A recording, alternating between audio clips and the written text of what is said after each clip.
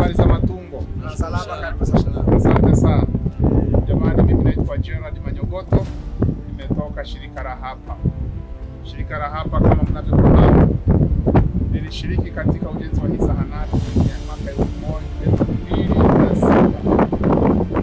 Na wakati tunajenga hii zahanati tulishirikiana na vijana wa kujitolea kwa volunteers.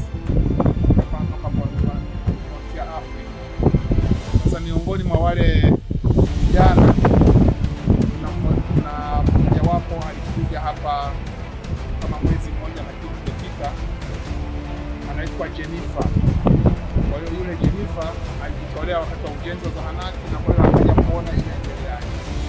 Bahati mbaya akakuta sola imeharibika na akaenda akana ili kwamba angeweza kuona namna ya kusaidia sola hiyo.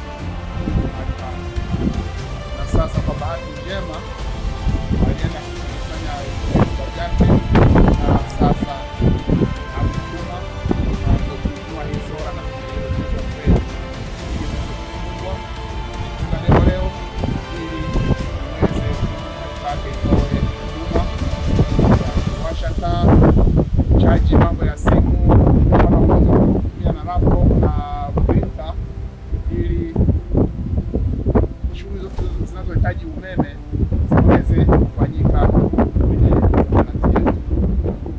Sawa jamani? Kwa hiyo huu ndio ujumbe uliotuleta leo, ndio tumekuja na ujumbe. Kwa hiyo kwa niaba ya Jennifer tunaomba mpokee mizigo hii. Asante sana. Asante sana. Naitwa Juma Esmaloda, mwenyekiti wa kijiji cha Matumbo.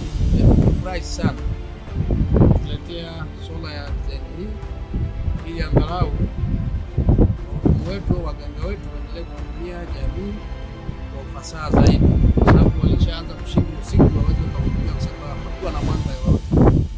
Kwa sasa faraja imerejea wananchi na jamii kwa jumla kwa ajili ya kupata huduma iliyo bora zaidi, hasa akina mama wajawazito wanataka kujifungua walikuwa wanashindwa, maana daktari hapa alikuwa anatumia kibatari kama tochi kwa ajili ya huduma hiyo. Kwa sasa tunafurahi sana kama ndio umerudi kule kwa basi. Asante yetu na yetu afishaji kuwezesha hii sola kuendelea basi kwa usichoke kwa sababu nyingine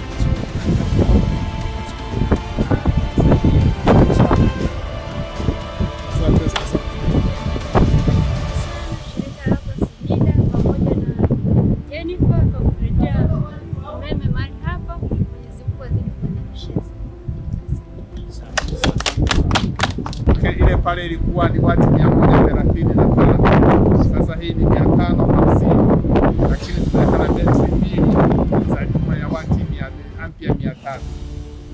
Kwa hiyo na tumeleta na inverter ya ampia 375 badala ile ya 180. Kwa hiyo na tunazo taa 14 na tuna charger controller, lakini hii ni frame yake. Kwa tunaamini kwamba hili tunafanya kazi vizuri na kwa ustadi unao